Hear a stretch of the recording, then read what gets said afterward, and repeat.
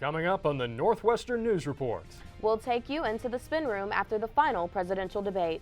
How Northwestern and Evanston are making campus safer for students.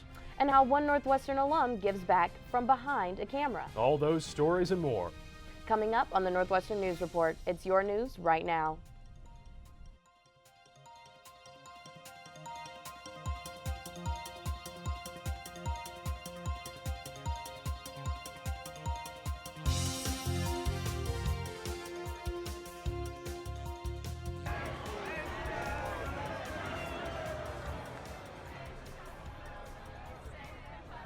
Wrigleyville was full of celebration Saturday after the Cubs win against the LA Dodgers, sending them to the World Series for the first time in 71 years. Game 1 of the series is currently underway in Cleveland. The score is 0-2 Cleveland. Good evening and welcome to the Northwestern News Report. I'm Eric Miller. And I'm Bria Kalpen. Thanks for joining us. 2 weeks from tonight, Americans will go to the polls to choose the next president of the United States. Last Wednesday, Hillary Clinton and Donald Trump squared off in their final debate before the election day. Our Kelly Norris was at the debate and takes us into the spin room. I'm here at UNLV in the spin room where surrogates from the Clinton and Trump campaign will come after the debate to talk about what went right and what went wrong. The main topic in the spin room were regarding Trump's remarks on voting fraud and if he would accept the results of the election. What we do know is that in many places they don't require identification, and we know that there are people who are interested in manipulating the vote. We also know that 14% of illegals are registered to vote. So those are not things that inspire confidence. It's like voter fraud. They're correct, but they're talking about that. They're talking about busing people. They're saying, and I quote, to this effect, "We've been doing it and we've been breaking the law for 50 years and we're not about to change now. All we want is a fair fight." If he wins, it's a good system. If he loses, it's rigged. So there's two sets of rules. The rule is that he wins, my will, the highway is his rule. Women's rights were also a big topic for both the Clinton and Trump campaign. The Clinton Foundation pays men far better than it pays women. That happened in her State Department, happened in her U.S. Senate office. This is not somebody who has paid women as well as she has paid men in her career. He said he would appoint judges that would overturn Roe versus Wade, which would mean that it is no longer a right in the United States of America for women to make their own decisions about their pregnancies. But both campaigns said they're confident in their candidates' ability to unite the American public after winning the presidency. Right, you talk to people, and she's good at that. I think I'm not worried about her getting out there and talking, and I think there'll be challenges because there's a lot of people that have a very poor perception of her, and it's going to take a lot of work, but that comes with the job. Do you want to keep things the same for them to get worse, or do you want change? And I believe Mr. Trump is going to win. We heard what surrogates from both sides of the campaigns had to say, and now it's your turn to choose. Just less than a month until the election, it's gearing up to be a tight race. For Northwestern News Network, Kelly Norris. Thank you, Kelly. We will bring you more updates on the presidential election as they develop. And while we were asking questions in the spin room, some Northwestern students gathered on campus to ask questions of their own. NNN's Meredith Sonnefeld has the story. Last week, in an event hosted by the Political Science Department, professors led students in a discussion on the third and final debate between former Secretary Hillary Clinton and Donald Trump. Students asked questions about candidate tactics and shared their opinions on Clinton and Trump. Weinberg freshman Emily Coffey says she felt the debate was disorganized and uncivilized. I'd say it was pretty similar in the way that they talked to each other, a lot of interruptions, a lot of being rude. Medill Jr. Jaden Zavaner says he thought the debate was no different from the previous debates. They disagreed on all of the fundamental issues and just a lot of mudslinging at each other and all of that stuff. During the debates, Trump and Clinton discussed immigration, economic policies, and international relations. Zavaner said he would have liked to hear about other issues such as LGBT rights and climate change. It was entertaining, but not a lot of things that voters are really looking at. Meredith Sonnefeld, Northwestern News Report. With the last of the 3 debates over, early voting at the Evanston Civic Center is now open. And with early voting open and the election just 2 weeks away, our own Carlin McCarthy explains how LGBTQ voters are feeling as they head to the polls. Here with her, 3, 2, 1. On Wednesday night, Sidetrack, a Chicago gay club, hosted a watch party for the third and final presidential debate between Hillary Clinton and Donald Trump. Many LGBTQ people turned out for the event, including Joe Shevsky, who says although LGBTQ issues haven't been brought up much in the election, he believes Clinton is more supportive of the LGBTQ community. Hillary Clinton has been with the LGBTQ community, regardless of whether or not the issue has been missing from the political discourse that our country is currently facing. One Clinton campaign volunteer sees the Democratic Party as trying to bring everyone together. In terms of our candidate and the party are inclusive for all Americans, no matter what our families look like, no matter what our, who we pray to, who we love, what we look like.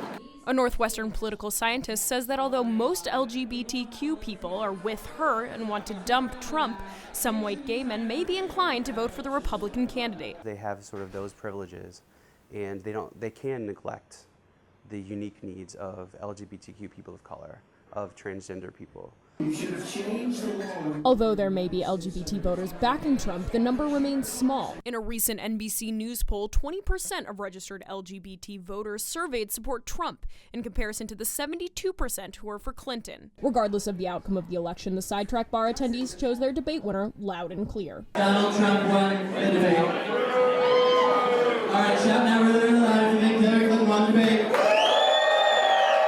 Carlin McCarthy, Northwestern News Report. So this is good. This is good. The presidential election is November 8th.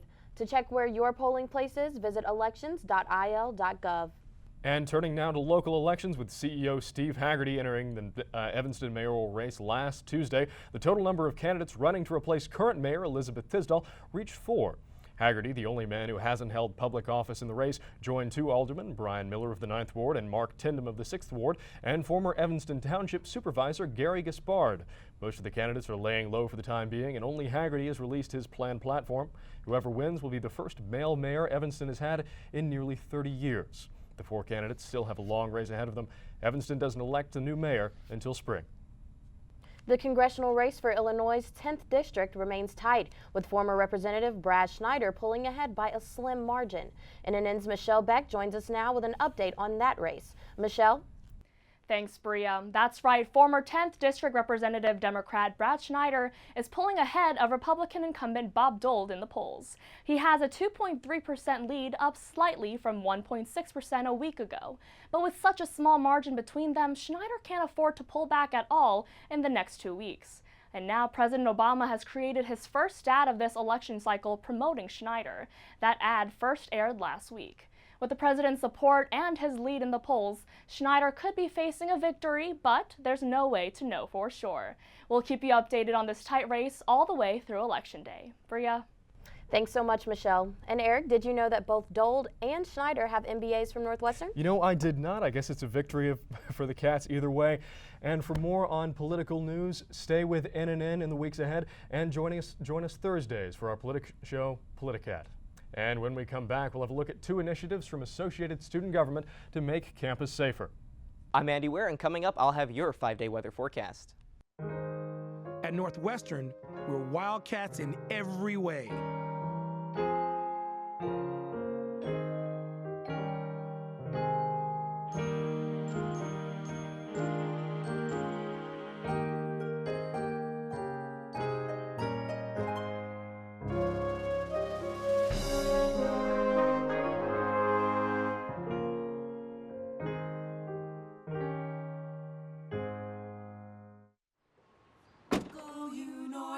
Northwestern break right through that.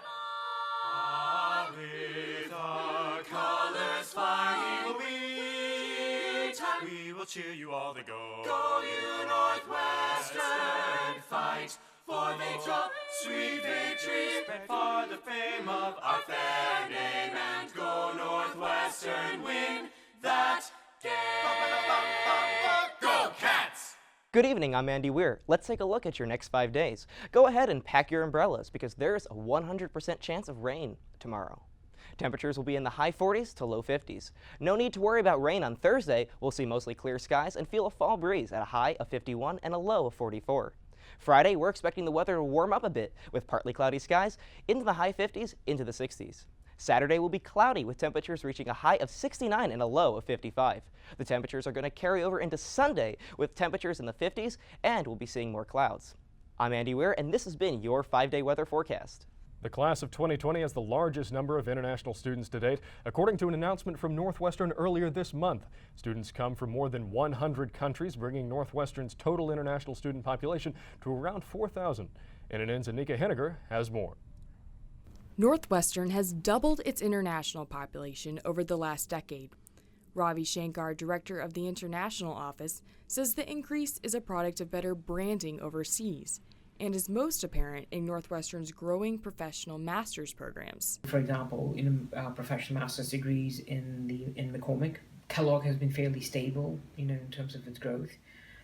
We've got increasing number of students in the executive MBA programs, as well as the international MBA programs. Though some students, including Jenna Lee, a Medill junior from South Korea, say the university could better address cultural differences. A lot of people still at Northwestern aren't aware of the diversity that exists within the international community, but I want people to be more empathetic to international students and to kind of see if there's anything to learn from them.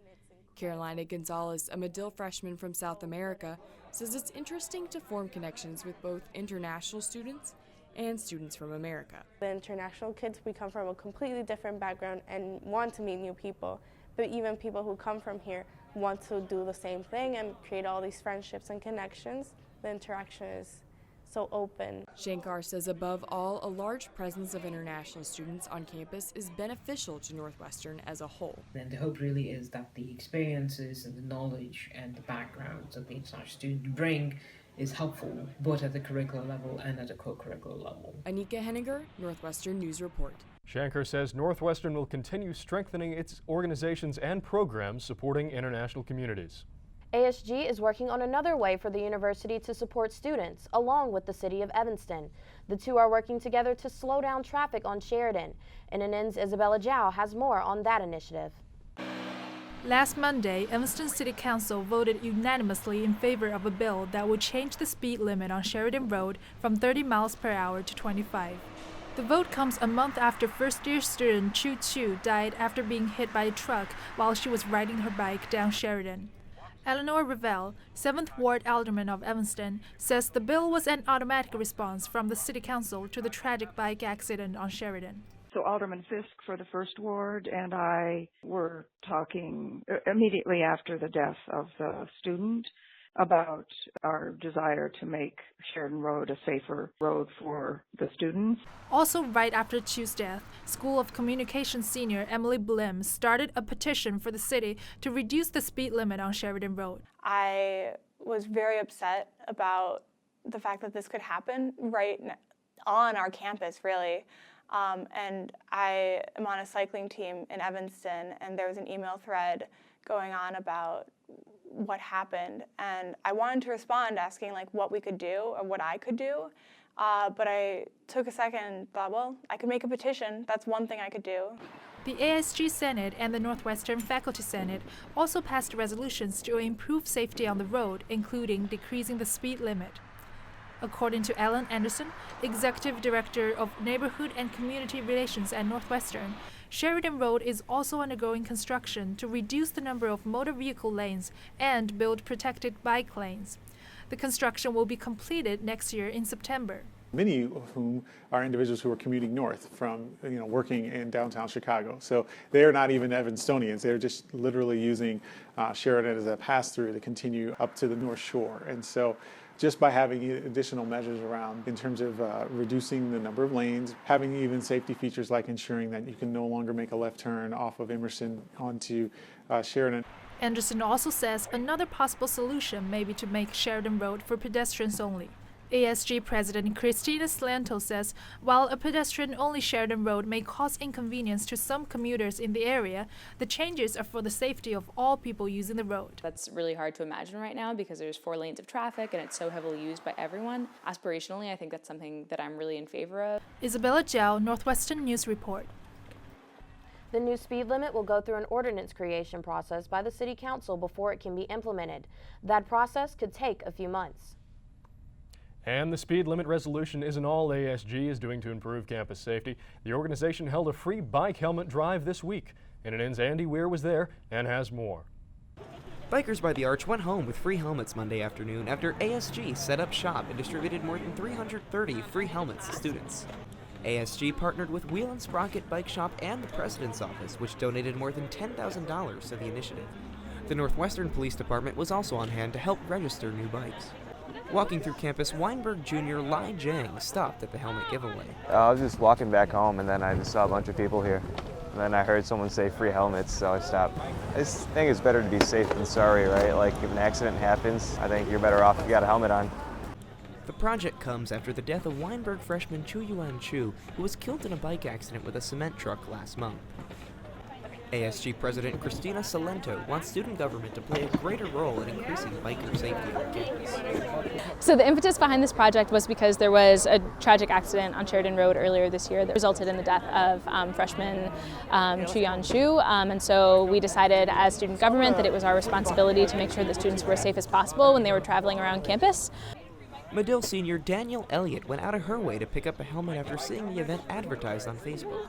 I mean, I'll definitely wear my helmet more, or wear a helmet now. I didn't have one before. I think a lot of it is like cost effectiveness for students. I mean, especially given the tragic death of the freshman student, I think that I could do a better job with bike safety, and so could a lot of other students. They say a firm fit and a tight strap is the key to a good bike helmet. And this is just the first of a number of events ASG is planning on hosting in an attempt to increase biker safety along Sheridan Road. Andy Weir, Northwestern News Report. And this is ASG's second event this month to increase biker safety. Their Pedal Bright event last Thursday distributed free bike lights to students. And we wanted to know what keeps students from wearing helmets on campus and if they think the ASG drive will help. So I asked you about it in this week's edition of Rock Talk. If there was some sort of really convenient collapsible helmet that worked, everybody would probably carry one just because it's kind of cumbersome to carry around like a huge thick helmet. I guess I don't think people really feel like they're necessary. Even though obviously when you really think about it, they are. But like if I'm just biking across campus, I don't really feel like I need to wear a helmet. It's a free helmet, right? So I think simply by the fact that they have one, they're more likely to wear it. I definitely think it could raise awareness, but again, I feel like most people who don't wear helmets aren't going to start wearing them. If you have an idea for a future Rock Talk topic, tweet at us at NNN_news. After the break, we'll take you inside last week's homecoming celebrations. At Northwestern, we're Wildcats in every way.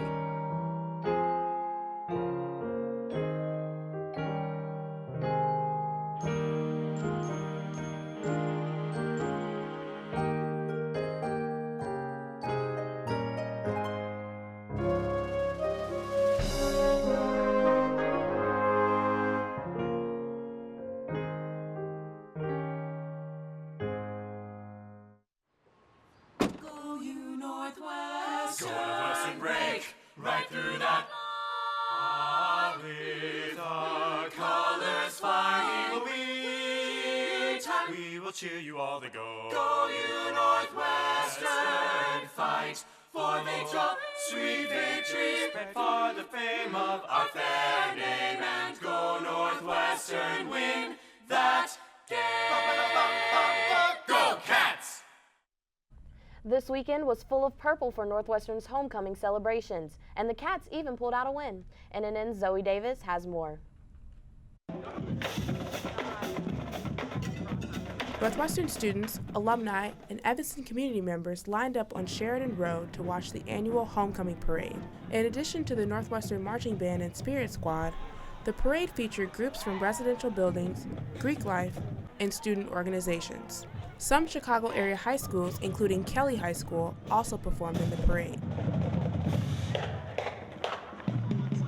Homecoming Corps member Sierra Boone says for her, being a part of the homecoming festivities is an honor.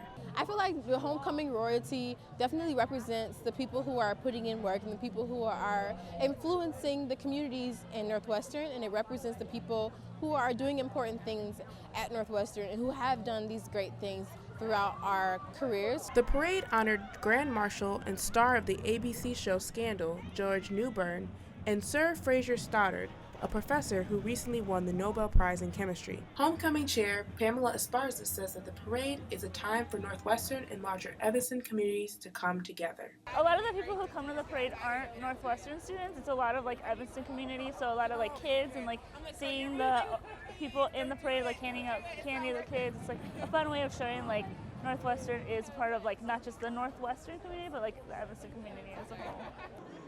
Okay, so the king is Evan Frost, and the queen is Gauri Rangras.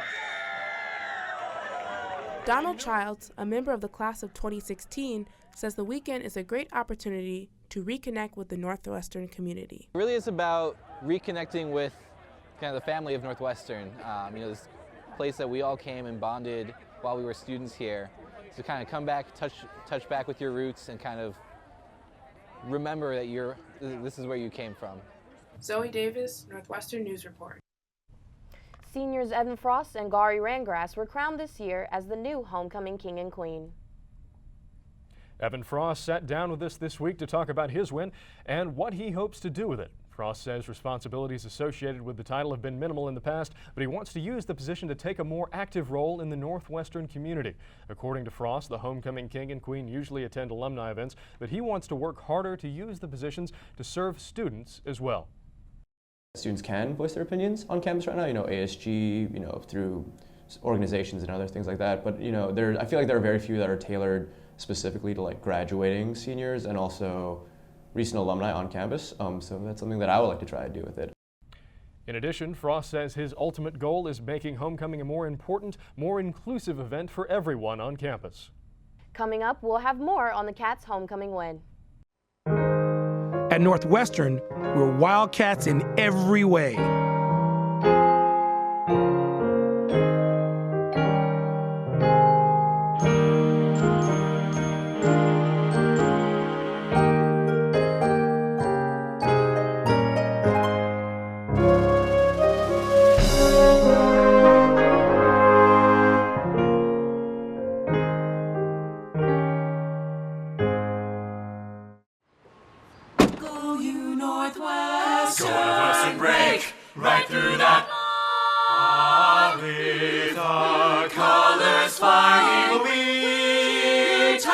Cheer you all to go. Go you Northwestern, fight for victory, sweet victory, for the fame of our fair name, and go Northwestern, win that game. Go Cats! And welcome back. We're joined now by Sports Nights' Ariel Schwartz. Ariel, there were a lot of alumni really going crazy at this week's game. Yeah, not only were the alumni going crazy, but also the student section got pretty rowdy. This winning streak is making all Wildcat football fans forget about the start of the season. After last week's exciting win against Michigan State, the Cats are nearly invincible. This week's homecoming game kept fans on their toes as Northwestern's football team clawed up the field to score a victory. Only a little more than 3 minutes left in the game, Clayton Thorson bullets a 17-yard pass to Solomon Volt in the end zone for a Cats touchdown.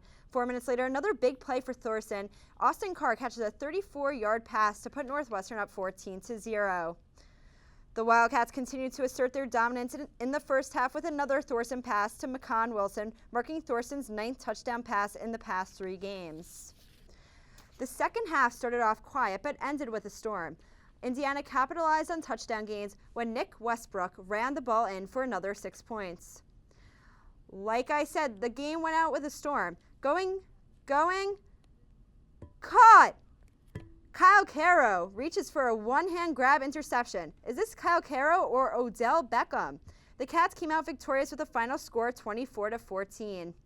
The Wildcats are back on the road next weekend as they travel to Columbus to face Ohio State. This year's homecoming also marked the 20th anniversary for the '96 Rose Bowl team. Pat Fitzgerald thanked alumni for their support after Saturday's game. Great to see so many of our alums back to be a part of this weekend. That's what obviously makes Northwestern special. And selfishly for me, to see my teammates back and have their 20-year reunion for the '96 team. And to see those guys last night was really something spectacular and something special. I'm honored to be a part of that group. I'm humbled to be their teammate, and just an amazing group. We talk about choosing Northwestern not for a 4-year decision, but for a 40-year decision, and to see the success that those guys are having as husbands and as fathers and in life is really something special. After this year's turnaround, the Cats may be in it to win it for another bowl game. Even though the football team flew the W this weekend, men's soccer fell short to Michigan State on Saturday. The game was even at 0 until Michigan State's Giuseppe Barone scored his first goal of the season to put the Spartans up 1-0. The Spartans look to score again in the 74th minute. Michigan State's Ryan Sierkowski scores. Spartans up 2-0. Looking like a Spartan shutout, Ilo Azumba proved fans wrong, scoring for the Cats with 2 minutes left in the game. Northwestern falls to Michigan State 2-1. Well, there you have it. One big Wildcat win and a little hope for the soccer team. For more sports coverage, tune into Sports Night on Thursday at 7 Central. We will. Thanks, Ariel. After the break, how one photographer became an essential part of the Northwestern family. At Northwestern, we're Wildcats in every way.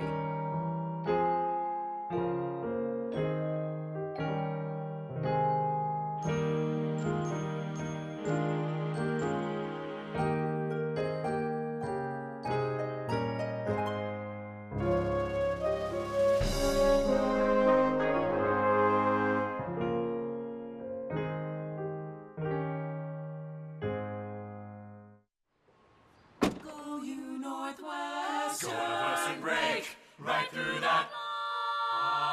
With our colors flying, we will cheer you all to go. Go you Northwestern, fight for victory, sweet victory, for the fame of our fair name, and go Northwestern, win that game. Go Cats! Finally tonight, a closer look at one of Northwestern's campus celebrities. If there's a moment to capture, he's usually there, and you can bet you'll be smiling. NNN's Jesse Kirsch has the story. On Wednesday, Hamilton's Chicago opening party. Thursday, a photo shoot for NBA star Dwayne Wade's new shoe line. And Friday, Northwestern homecoming. Just another week for the man behind the lens, Justin Barbin. Since graduating in 2011, he's photographed celebrities, concerts, weddings, you name it. But if there's one consistent color in this artist's palette, it's purple. Where's the purple? Is anybody wearing purple? Northwestern homecoming weekend marked Barbin's 5-year reunion. But the word homecoming may be misleading, since he never really left. Long time no see! He still regularly photographs NU events, like sorority formals and dance marathon. Odds are if you go to Northwestern, you've heard of Justin Barbin. Even this first-year student knows what's up. He is a campus legend.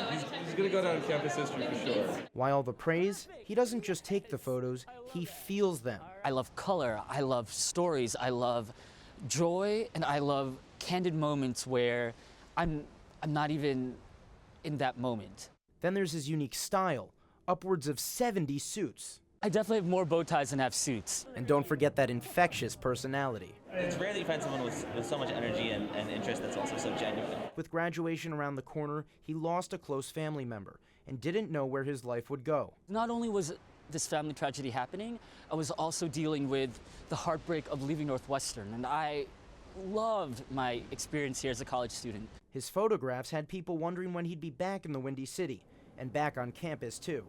So Barbin returned to Chicago to a promising career and to his Northwestern family. Brilliant! I'm still friends with a lot of freshmen and sophomores at this point. And I mean, I can't see severing those ties because I care about these people. A Wildcat like Justin brings everything into focus. Jesse Kirsch, Northwestern News Report. I don't know about you guys, but almost every single Northwestern event that I've attended, Justin has been there taking pictures. I know, and I guarantee you've had a Justin Barbin profile picture at some point. It's like a rite of passage. Everybody's had one. Definitely, definitely. What about you? Yeah, I mean, I was at DM. I didn't even realize it was Justin Barbin, and then I go on his website, and there it was. It was crazy. It's awesome. You know, we have plenty of other Wildcats, too, that love to come back. We have Stephen Colbert, Seth Meyer, Julia Louis-Dreyfus. You know, the list goes on and on. There's just something about Northwestern that really makes people want to come back home, you know? Yeah. Yeah, well, that's all we have for tonight. I'm Bria Kalpen. I'm Ariel Schwartz for sports. And I'm Eric Miller. Good night.